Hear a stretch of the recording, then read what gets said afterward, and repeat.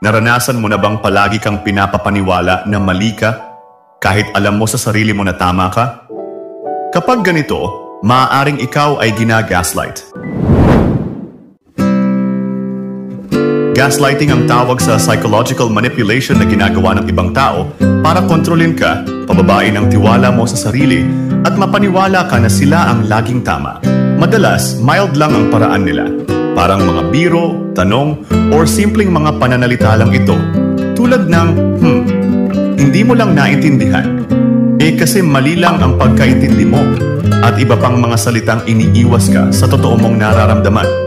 Paulit-ulit nila itong gagawin sa'yo hanggang sa magsimula ka ng magduda sa sarili mo at sa nararamdaman mo.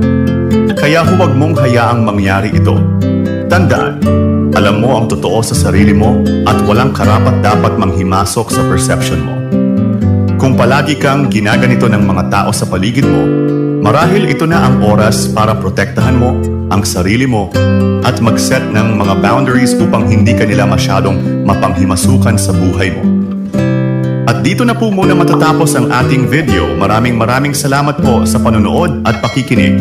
See you on the next episode. Goodbye.